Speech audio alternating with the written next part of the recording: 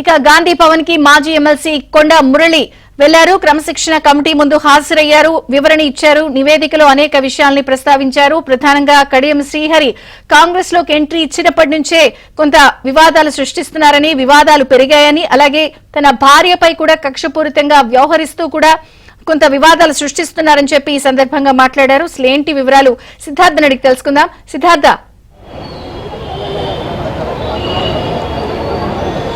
Thank you విజయ చంద్రిక. మాజీ MLC కొండా మురళి గాంధీ భవన్కి వచ్చారు. గాంధీ భవన్లో క్రమశిక్షణ కమిటీతో భేటీ అయ్యారు. ఇప్పుడే భేటీ ముగిసింది. కాసేపట్లోనే ఆయన మీడియాతో అడ్రస్ చేయనున్నారు. ఆయన 15 పేజీలతోనే ఒక నివేదికను క్రమశిక్షణ కమిటీకి అందజేశారు. అందులో చాలా సీరియస్ పొలిటికల్ అలిగేషన్స్ చేశారు. ముఖ్యంగా నియోజకవర్గంలో, ఉమ్మడి వరంగల్లో ఏ నియోజకవర్గంలో ఏం జరుగుతూ ఉంది, అక్కడ ఉన్నటువంటి కీలక నేతలు ఏ విధంగా బిహేవ్ చేస్తున్నారు, ఎన్నికల కంటే ముందు వాళ్ళు ఏ విధంగా ఉన్నారు, ఎన్నికల తర్వాత వాళ్ళు ఏ విధంగా ఉన్నారు అనే అంశాలన్నింటినీ క్లుప్తంగా ఆయన ఆ కమిటీ నివేదికలో పొందుపరిచారు. తనను ఎవరు గాంధీ భవన్కు పిలవలేదని, పిసిసి చీఫ్ మహేష్ కుమార్ గౌడ్పై తనకున్నటువంటి అభిమానంతోనే తాను గాంధీ భవన్కు వచ్చాను, ఉమ్మడి వరంగల్లో జరుగుతున్నటువంటి అనేక అంశాలపైన గాంధీ భవన్లో క్రమశిక్షణ కమిటీకి తన నివేదికను ఇవ్వడానికే తాను గాంధీ భవన్కి వచ్చినట్టు కొండా మురళి తెలిపారు. కొన్ని పొలిటికల్ అలిగేషన్స్ కూడా కొండా మురళి చేశారు. ముఖ్యంగా కొండా సురేఖకు సీతక్కకి గ్యాప్ ఉందని కొంతమంది కావాలని ప్రచారం చేస్తున్నారు. కానీ ఆ ప్రచారంలో వాస్తవం లేదు. కొంతమంది పేడ్ ఆర్టికల్స్ రాయిస్తూ తమను డిఫేమ్ చేస్తున్నట్టు కొండా మురళి తెలిపారు. దాంతోపాటుగా కడియం శ్రీహరి కాంగ్రెస్ పార్టీలోకి వచ్చినప్పటి నుంచి ఉమ్మడి వరంగల్లో, ముఖ్యంగా ఉమ్మడి వరంగల్ కాంగ్రెస్ పార్టీల్లో సమస్యలు మొదలయ్యాయని కొండా మురళి చెప్పారు. పరికాల పూర్తిగా తమదే అనే విషయాన్ని కూడా కొండా మురళి స్పష్టం చేశారు.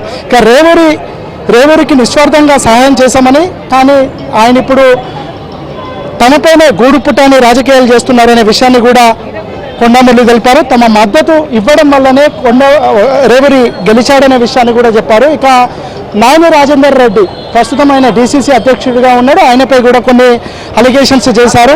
నాయని రాజేందర్ రెడ్డి ఇప్పుడు పెద్ద మాటలు మాట్లాడుతూ పెద్ద సెటిల్మెంట్లు చేస్తున్నారనే విషయాన్ని కొండా మురళి తెలిపారు. ఇక నాయని తనకి సంబంధం లేని తన నియోజకవర్గంలో, తన భార్య నియోజకవర్గంలో తనకు నచ్చిన వారికి పోస్టింగ్లు ఇప్పిస్తున్నారు, అనవసరంగా తమ నియోజకవర్గంలో ఆయన బేలు పెడుతున్నాడు అనే విషయాన్ని కూడా కొండా మురళి చెప్పారు. ఇక కడియం శ్రీహరి కూడా అక్కడ ఉన్నటువంటి స్టేషన్ గన్పూర్లో ఇందిరా మొన్న పోటీ చేశారు. ఆయన పార్టీలోకి వచ్చినప్పటి నుంచి ఇందిరాకి సంబంధించినటువంటి అనుచరులను తీవ్రంగా టార్చర్ పెడుతున్నాడనే విషయాన్ని కూడా కొండా మురళి స్పష్టం చేశారు. కాంగ్రెస్ పార్టీలోకి తాను వచ్చేటప్పటికి రాజీనామా చేసి పార్టీలోకి వచ్చాను, మిగతా రాజకీయ నాయకులు వచ్చినట్టు పార్టీలోకి వచ్చి పార్టీ పదవులు అనుభవించట్లేదనే విషయాన్ని కూడా కొండా మురళి స్పష్టం చేశారు. ఇక మరి కాసేపట్లోనే కొండా మురళి క్రమశిక్షణ కమిటీతో భేటీ అయి బయటకు వస్తారు. బయటకు వచ్చిన తర్వాత ఆయన మీడియాని అడ్రస్ చేస్తాడు. ఇన్ని రోజులు వరంగల్లో జరుగుతున్నటువంటి విషయాలు, తమ ఫ్యామిలీ పైన వస్తున్నటువంటి కంప్లైంట్లు, తమపై వస్తున్నటువంటి ఆరోపణలకు కొండా మురళి సమాధానం చెప్పనున్నారు. Thank you Siddhartha.